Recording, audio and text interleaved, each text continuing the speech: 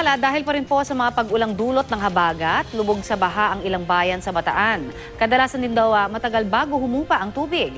May ulat on the spot si Cesar Apolinario. Cesar? Connie, sa ngayon ay kahit nga palabas na itong bagyo o nakalabas na yung bagyo, no, baha pa rin dito sa kinatatayuan ko. Itong pinaka-ground floor ng bahay o basement ng bahay, dating first floor ito, pero dahil madalas sa pag-ulan, kumbaga itong second floor ang ginawa nilang first floor. Ito parang laruan na lang nila or kapag hindi baha, kinakainan nila itong lugar na to. Itong medyo mahirap pagpasok dito dahil kung makikita mo, halos hanggang tuhod yung baha, no? Ito yung pinakahagdan, papasok sa bahay nung residente na to. So, pagka pinagbabawalan nila yung mga bata na bumaba dahil baha pa rin ngayon. And makikita mo, ito yung pinakakainan nila. You see? Medyo bahang-baha pa rin to. Hindi pa nila magagamit. Mga 1 linggo pa siguro to. Ito yung upuan.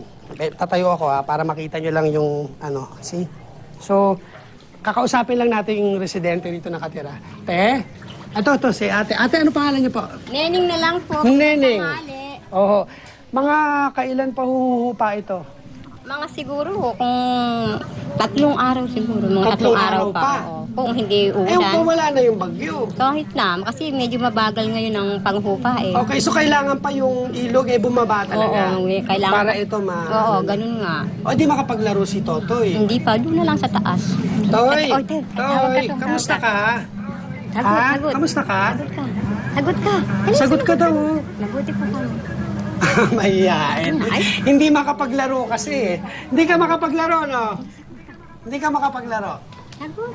Hindi siya makababa. Hindi siya makababa. Nasa labas yung mga kaibigan niya. But anyway, itong compound na ito, nako, ilang mga kabahayan nyo nandito na talagang problemado dahil dito sa mga pagbaha. At ito yung pinakadaanan nila, kung mapapansin natin, baha din. Ito yung mga residente. Etong bahay na to sa gilid, medyo bato ito, pero baha din yung loob ng first floor. So yung mga residente nasa second floor. Tanungin ko lang itong si ate. Te, saan mo kayo nakatira? Ito bahay nyo. So nasa second floor din yung mga... Mayroong bahay dyan sa baba. Lumubog na. Lubog na rin to. Yung mga gamit nyo po, yung mga TV nyo. Nasa taas na po. Naitaas nyo? Ayan po. Hindi ba nabasa? Hindi naman po. Pinanik namin lahat Okay, paano ho yun? May paparating na naman na bagyo. Pagka po may paparating, umaakyat po Minsan, yung sa abagat po, minsan umabot hanggang dito. Habagat? Oo. Hanggang saan po? Andyan po, hanggang dito. Nako, umabot ho yun sa second floor. Opo. Di nag-evacuate kayo? Opo, umakyat kami doon sa nanay ko. Ayan, nanay ko po.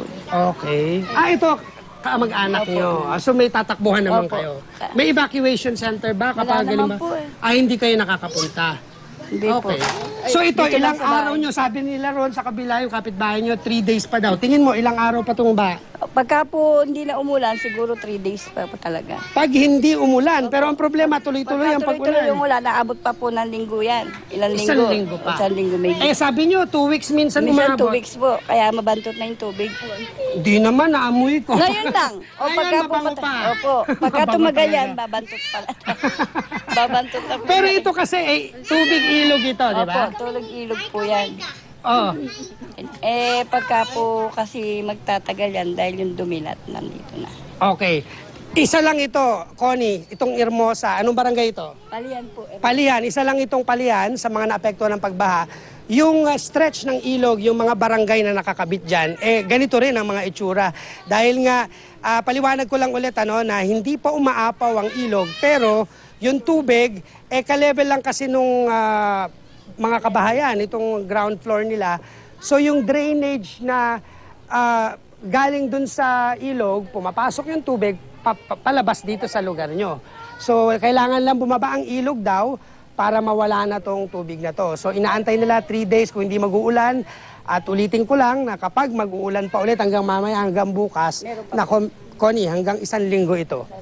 Cesar, matanong ko lang Connie? kasi oo, nakakabahala talaga, no? Lalong-lalo na sa kalusugan ng mga naririyan, ano? Dahil although iyan tubig ng ilog naman, ano? Pero syempre kapag tumagal din, maaaring magkasakit Ilog. ang marami dyan. Oo. So ano yung ginagawa ng provincial government naman dyan sa Bataan para yung mga nandyan sa may tabing ilog, ano, to make sure na hindi sila magkakaroon ng anumang sakit, no, na dulot pa rin nitong baha at tubig ilog na rin, ano, kasama nito?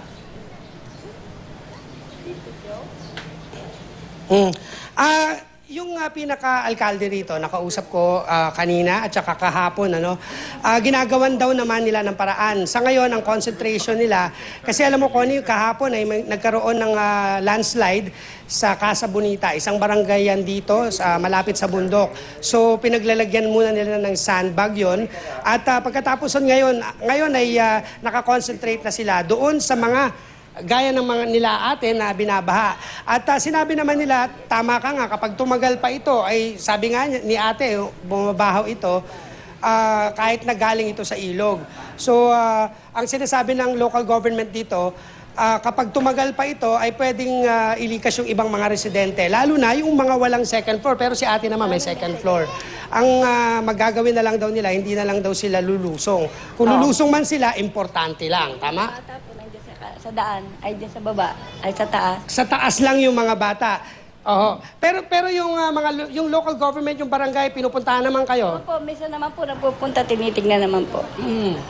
Nagpapamigay po ba ng mga relief goods? Really, pagka po magbibigay, yun lahat naman po. Okay. Sa ngayon ho, wala pa? Wala pa. Dahil? Wala pa po siguro. Oo, kasi nga siguro busy nga yung lokal na pamahalaan dito. Doon naman sa mga nasasalanta ng landslide, Connie. Yes, Cesar, matanong ko lang, ilang pamilya ba yung pinag-uusapan natin? And gusto ko lang din malinawan, ano, kung yung mga pamilya ba na interview natin, sila ay nakatira doon sa tabing ilog o paano ba yung sitwasyon dyan? Marami ba sila nandyan sa may tabing ilog? Kasi delikado yan, Cesar. Exactly. Alam mo, itong lugar na ito, siguro mga nasa 40 to 50 houses. Ito pa lang yun, itong lugar pa lang na yun.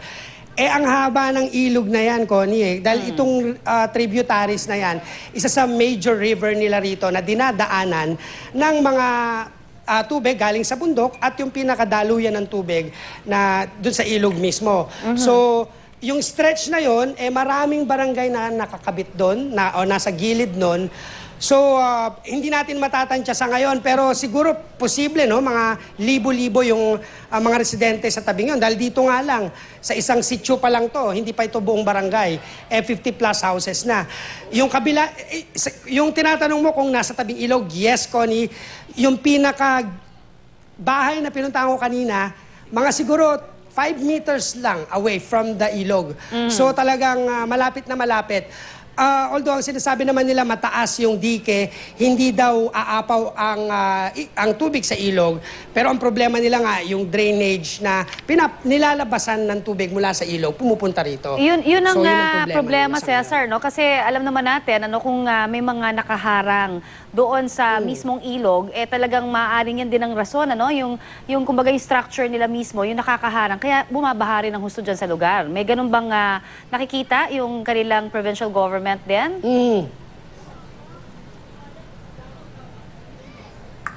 Ang pinakaginawa naman nilang solusyon sa ngayon, gaya nga na sinabi ko kanina, Connie, no, yung bahay doon, yung inapakan ko kanina, yun yung ground floor nila dati. Pero dahil nga madalas ang pag-ulan at konting ulan lang ata, pumapasok na yung tubig dito, parang tinanggap na lang nila na yung first floor nila, nagagamit lang kapag tag-init. So yung second floor nila, yun na yung pinaka-first floor. Hindi, ang ibig ko sabihin, wala, Cesar, tinatanggap na lang ng mga residente rito. Hindi. Oo. Ang Yes. ibig sabihin ko lamang, Cesar, na baka sila mismo, yung mga struktura ng bahay nila, yung mismong nagiging sanhi rin, hindi kaya ng pagbaha naman dyan ng malalim? Dahil natatabunan na nila yung daluyan dapat ng ilog. Okay. Hindi naman, Connie, kasi bali yung hindi naman nila natatabunan yung pagdaloy ng ilog. Ang pinaka-problema lang talaga, Connie, yung pinaka-drainage ng bawat bahay, yung labasan ng tubig na ginagamit nila, diretso kasi yun sa isang parang tube or PVC pipe, papalabas sa ilog. Ang problema, yung pinaka-drainage na yon, yung edge, lalagpasan na ng tubig sa ilog. So yung lumalabas ngayon yung tubig. Eto ngayon yon, yung inaapakan namin na tubig. So, ibig sabihin, kapag hindi Cesar, na ulan, bababa na yung tubig sa ilog, lalabas na to. Oo. Yes, Connie. So, ibig sabihin, pwedeng polluted na rin yung ilog dahil din, yung sabi mo nga, yung drainage ng mga tao dyan, di ba? May mga basura na ba yung ilog na yan? O kaya yung mga dumi ng ating mga kababayan, dyan na rin lahat? In fairness naman, hindi nakaka-declog or nakaka-clog yung mga gamit nila rito, yung mga tinatapon kung saan-saan. Dahil napansin ko naman, malinis naman yung ilog nila rito eh. Tsaka yung, itong tinatayon ko, malinis naman. Puro mga dahon nga yung mga lumulutang-lutang. Siguro ang magiging solusyon na lang, Connie, ay itaas yung drainage siguro. Parang i-level na lang siguro dun sa pinaka-riprap or dike para hindi na talaga sila mababaha. Kasi may mga ibang lugar naman dito, Connie, na napansin ko, pareho rin ito, katabing-katabi ng ilog, pero hindi baha. Oo. Alright, So, Cesar. siguro management na lang ang kailangan para sa local government. Sana nga mabigyan sila ng tulong kaagad ng provincial government dyan. Maraming salamat, Cesar Apolinario, sa iyong update.